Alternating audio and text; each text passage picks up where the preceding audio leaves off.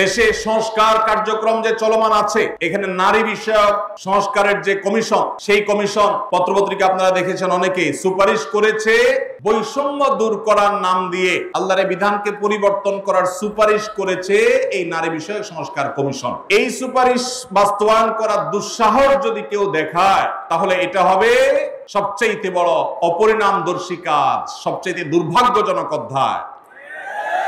এদেশের সংখ্যাগরিষ্ঠ মানুষ তারা ইসলামকে পছন্দ করে, মুসলমান, তারা ইসলামকে ভালোবাসে মনে প্রাণে, ধর্মপ্রাণ। এরপরও এদেশে একের পর এক বিভিন্ন সময় আমরা দেখেছি ইসলামকে নানাভাবে আঘাত করা হয়।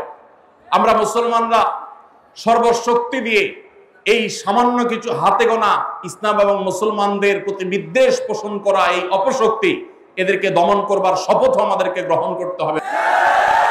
আপনারা অনেকে ইতিমধ্যে জেনেছেন, অনেকে আপনারা জেনেছেন এবং দেখেছেন, দেশে সংস্কার কার্যক্রম যে চলমান আছে, এখানে নারী বিষয়ক সংস্কারের যে কমিশন, সেই কমিশন পত্রপত্রিকা আপনারা দেখেছেন, অনেকে সুপারিশ করেছে বৈষম্য দূর করার নাম দিয়ে কোরআন যে বাবার সম্পত্তিতে, মায়ের সম্পত্তিতে মেয়েদেরকে ছেলেদের অর্ধেক সম্পদ দিতে বলেছে, সে আইনটা এখনো সামাজিকভাবে প্রচলিত আইনে কার্যকর আছে।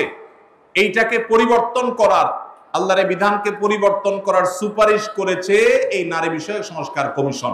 এই সুপারিশ বাস্তবায়ন করার দুঃসাহস যদি কেউ দেখায়, তাহলে এটা হবে সবচেয়ে বড় অপরিণামদর্শী কাজ, সবচেয়ে দুর্ভাগ্যজনক অধ্যায়। শুনতে খুব ভালো শোনা যায়, খুব মুখরোচক মনে হয়। একই বাবার সন্তান, ছেলে এবং মেয়ে, ছেলে 2 টাকা পাইলে মেয়ে কেন 1 টাকা পাবে? কিন্তু এর পেছনে লুকায়িত আছে এক গভীর শয়তানের ষড়যন্ত্র। সেটা হলো পশ্চিমা পৃথিবীর মানুষেরা তাদের পরিবার ব্যবস্থাপনা ধ্বংস হয়ে গেছে, বহু আগেই তাদের পরিবার ব্যবস্থাপনা মুখ থুবড়ে পড়েছে। আজ এই ভারতবর্ষে শুধু মুসলমান কেন, আমাদের এই অঞ্চলের হিন্দু, খ্রিস্টান, বৌদ্ধ সব ধর্মের মানুষের মধ্যে পারিবারিক বন্ডিং এবং পরিবার ব্যবস্থাপনা, স্বামী স্ত্রীর মধ্যকার সৌহার্দ্য যতটুকু আছে, পশ্চিমারা সেগুলা কল্পনাও করতে পারে না। ওরা আমাদের চাইতে জ্ঞানে বিজ্ঞানে এগিয়ে থাকতে পারে, ওরা আমাদের চাইতে তথ্য প্রযুক্তিতে অগ্রসর থাকতে পারে, তারা অবকাঠামোতে আমাদের চাইতে 200 বছর এগিয়ে থাকতে পারে, কিন্তু পরিবার ব্যবস্থাপনা আমরা ওদের চাইতে 500 বছর এগিয়ে আছি। আমাদের এখানকার স্বামী স্ত্রীর মধ্যকার ভালোবাসা, এটা তাদের দেশে সোনার হরিণ। আমাদের এখানকার সন্তানের সাথে বাবা মার বন্ডিং, তাদের ওখানে সেটা দুষ্প্রাপ্য। ভাইরা আমার, এই যে সমতার নাম দিয়ে, বৈষম্য দূরের নাম দিয়ে এই যে নতুন প্রস্তাবনা আসছে, এই প্রস্তাবনার মিনিং হলো প্রস্তাবনাকে ধ্বংস করে ফেলা। কিভাবে সেটা? ছেলে এবং মেয়ে উভয় যখন সমান সমান হারে 1 টাকা 1 টাকা করে পাবে, তখন পশ্চিমাদের মতো ছেলে বলবে মেয়েকে, বাসা ভাড়া তুমি অর্ধেক শেয়ার করো, সংসার খরচ তুমি অর্ধেক শেয়ার করো, যেভাবে পশ্চিমা পৃথিবীতে আছে। এইটা যদি শুরু হয়, তখন পরিবার ব্যবস্থাপনা ওদেরটা যেরকম ধ্বংস হয়েছে, আমাদেরটাও ধ্বংস হওয়া অনিবার্য হবে। 2 জনকে ঘরের বাহির হতে হবে।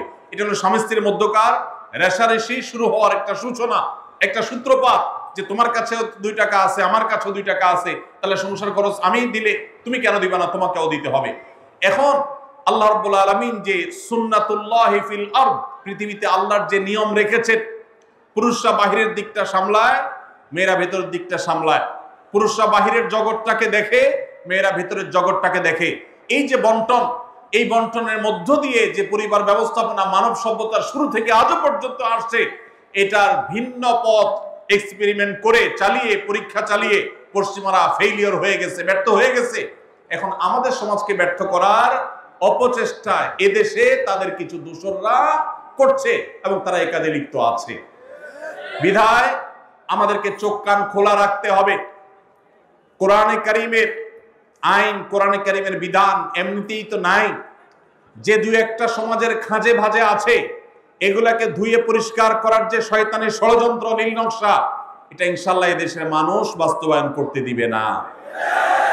এদেশের মানুষ দিনকে যতটা ভালোবাসে, ফু মেরে, তুড়ি মেরে সংস্কারের নামে আল্লাহর দেওয়া সেই বিধান এটাকে উড়িয়ে দেওয়া হবে আর সাধারণ মানুষ চুপচাপ বসে থাকবে, এটা বোকার স্বর্গে বসবাস করা ছাড়া কিছুই নয়। এমনিতেই কোরআনের কোন আইন, কোন বিধান, আল্লাহর আদেশ বা নিষেধ মুসলিম অধ্যুষিত দেশ হিসাবে, ধর্মপ্রাণ মানুষদের দেশ হিসাবে সেটা আমাদের আইনে, সংবিধানে এমনিতেই স্থান পাচ্ছে না। যেগুলো আছে দুই একটা, সেগুলো মুছে পরিষ্কার করার এই ষড়যন্ত্র এদেশের প্রত্যেকটা মুসলমান রুখবে ইনশাআল্লাহ। ভাইরা আমার, এই জন্য আমাদেরকে চোখ কান খোলা রাখতে হবে, আমাদেরকে সতর্ক থাকতে হবে। তবে সেই সাথে আমাদের এও মাথায় রাখতে হবে, মা বাবার সম্পদে বোনদের অধিকার, এটাকে আমরা অনেক পুরুষরা বঞ্চিত করছি, তাদেরকে অধিকার দিচ্ছি না। যেটুকু কোরআন বলেছে সেটুকুর বাস্তবায়ন হলেই সমাজ শান্তিতে পরিপূর্ণ হয়ে যাওয়ার কথা, কিন্তু সেটা বাস্তবায়ন করার নাম নাই, সেটাকে পরিবর্তন করার বরং চেষ্টা চলছে। ভাইরা আমার, আল্লাহ রাব্বুল আলামিন আমাদেরকে নারী পুরুষের মধ্যে সমতা বিধান করতে বলেন নাই, ন্যায্যতা বিধান করতে বলেছেন। কি করতে বলেছেন? সমতা।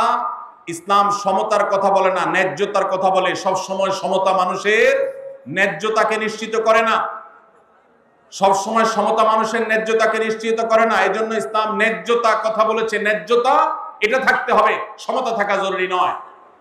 এক ছেলের বয়স 20, তার জন্য যে সাইজের জামা কিনেছেন আরেকজনের বয়স 10, সমতা বিধান করতে হলে তার জন্য একই সাইজের জামা কিনতে, একই সাইজের জামা যদি কিনেন তাহলে সেটা কি ইনসাফ হবে না বেইনসাফ হবে?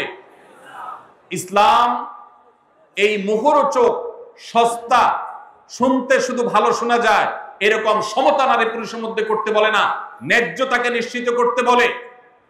আপনি কোথাও আপনার ছেলে মেয়েদেরকে কোনো ভালো কিছু দেখাবার জন্য নিয়ে গেছেন, দুইজন ছেলে বা একজন ছেলে একজন মেয়ে গেছে, একজন বড় একজন ছোট, একটু উপরে উঠে দেখতে হবে। সেজন্য যে বড় 15 বছর বয়স, তার দেখার সুবিধার জন্য 3টা ইট দিয়ে বলেছেন তুমি এবার দাঁড়াও, সে দেখতে পাচ্ছে। এখন যার বয়স 5, তার জন্য যদি 3টা ইট দেন সে কি দেখতে পাবে?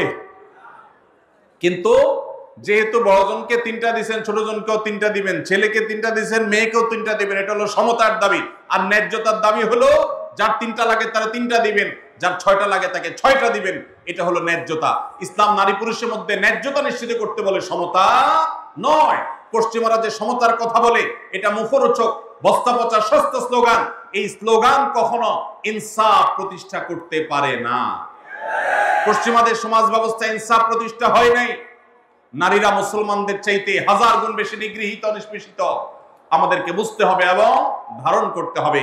আল্লাহ রাব্বুল আলামিন কোরআন এবং হাদিসের আলোকে আমাদের জীবনকে, আমাদের সমাজকে, আমাদের দেশকে, আমাদের পরিবারকে সবকিছুকে ঢেলে সাজাবার তৌফিক আমাদেরকে দান করুন। আস-সুন্নাহ ফাউন্ডেশন, উম্মার স্বার্থে সুন্নাহর সাথে।